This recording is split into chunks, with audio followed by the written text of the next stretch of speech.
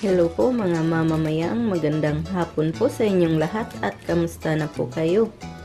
Ngayong hapon na ito po ay mayroon akong bisita, si Mama Yeps po, kasi may ipapakita lang po siya na recipe sa inyo. Mama Yeps, pasok po! Ang recipe po natin ngayon ay cassava cake. Ito na po yung mga sangkap na ating kakailanganin. Una po ay 4 na cups na grated cassava, 4 na itlog,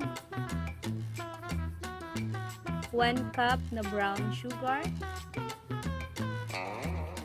1 teaspoon na vanilla, 1/4 cup ng melted margarine, 1 can ng condensed milk, 1 can ng evap milk, 2 cans of coconut milk, 1 bottle of coconut sport, at 1/2 teaspoon na asin. Ngayon po, simulan na po natin gawin ang ating cassava cake. Kukuha lang po tayo ng malaking bowl na paghahaluan ng ating mga sangkap. Una po, ilagay po natin yung ating grated cassava sa ating bowl. Yung ginamit ko po dito ay fresh na cassava. Kinudkod ko lang po at tinanggal yung kanyang katas.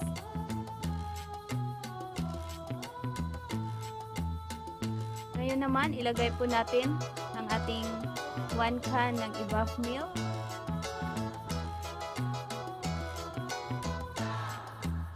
At atin lang po itong hahaluin.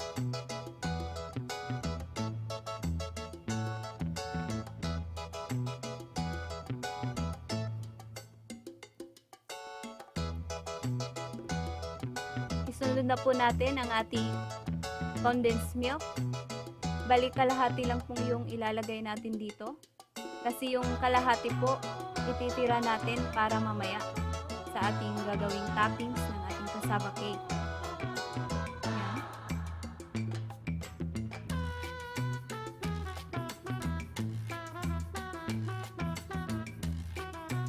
Hahaluin din po natin siya ng maigi para magsama-sama po yung mga sangkap. Isusunod na po natin yung ating 1 cup na brown sugar. Kung wala po kayong brown sugar, kahit na white sugar po, pwede po yun.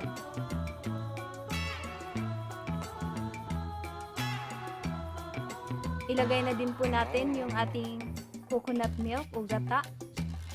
Bali, ang gagamitin po natin dito, 1 and 1/2 can lang po.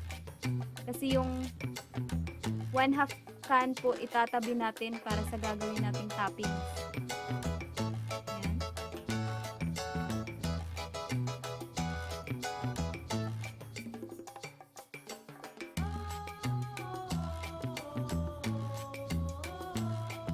Hahaluin din po natin ng maigi para po ma-dissolve yung ating sugar na nilagay.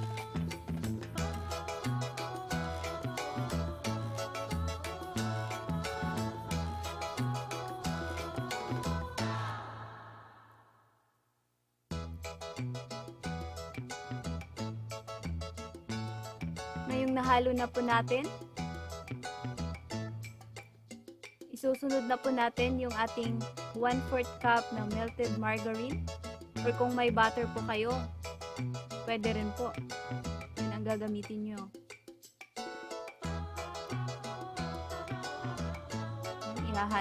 Ihahalo lang din po natin sa ating mixture.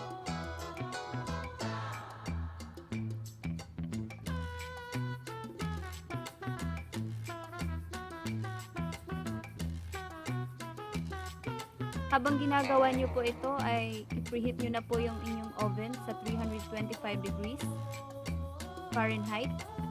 Ngayon, nilagay ko na po yung ating coconut sport o makapuno.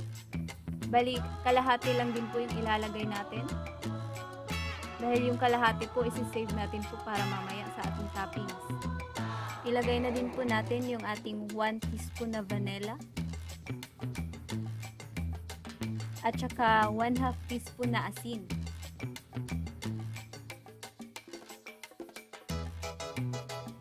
Yan po. Hahaluin lang po natin para mag-incorporate po lahat ng mga sangkap.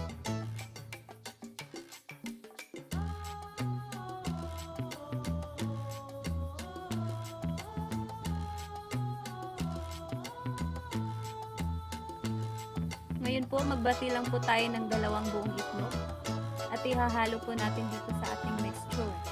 Bali po yung 2 natitirang itlog ay gagamitin po natin yun mamaya para po sa ating topping. Hahaluin po natin ng maigi para magsama-sama po lahat ng ating mga sangkap na nilagay. Yan.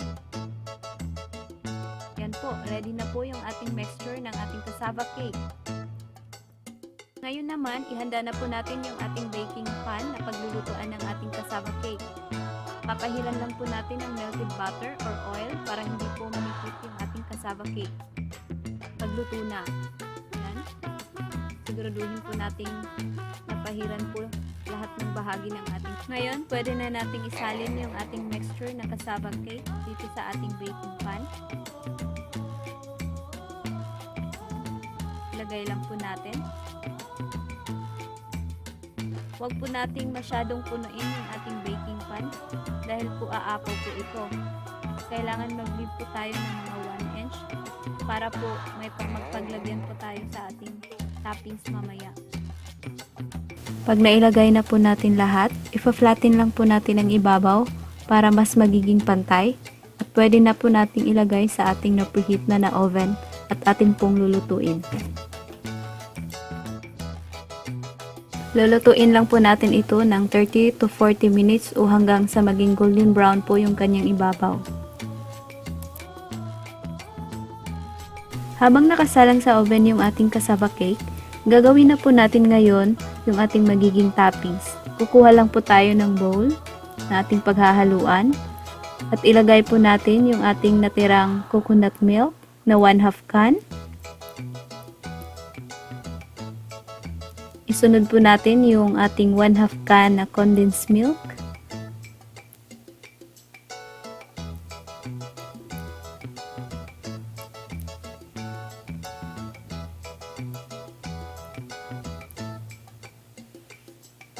Pati rin po yung ating kalahating bote ng makapuno.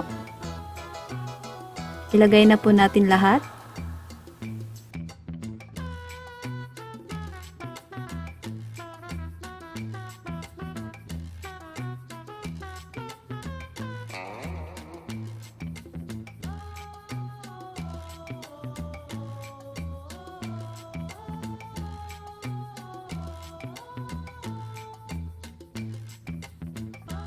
At atin lang po itong hahaluin ng mabuti.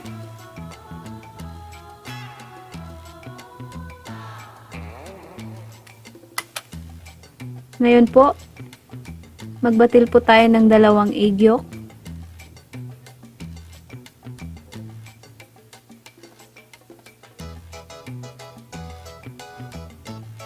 At ihahalo po natin dito sa ating mixture. Yan na po lahat yung mga sangkap na gagamitin natin para sa ating magiging toppings. Paghalu-haluin lang po natin sila.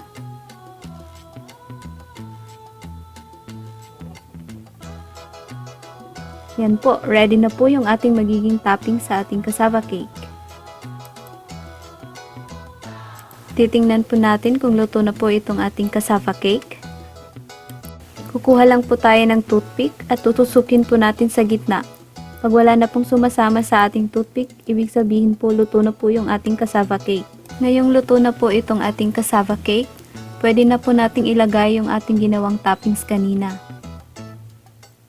Sisiguraduhin lang po nating malagyan lahat sa ibabaw.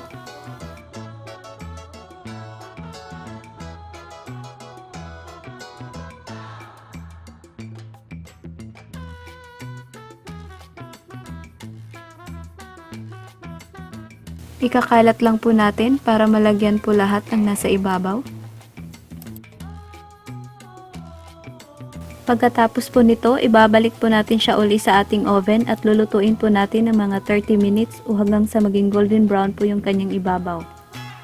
I-check po natin siya paminsan-minsan para po hindi po masusunog yung kanyang ibabaw. Mamaya ipapakita po namin sa inyo pagluto na po itong ating ginawang cassava cake. Ayan na po mga mamamayang ang ating cassava cake. Sana po ay magustuhan nyo ang reseping ito ni Mama Yeps. Mama Yeps, maraming salamat po sa iyong pagbisita. At sana'y mag-subscribe kayo. Ito po ang inyong Ate Mayang na nagsasabing, mabuhay!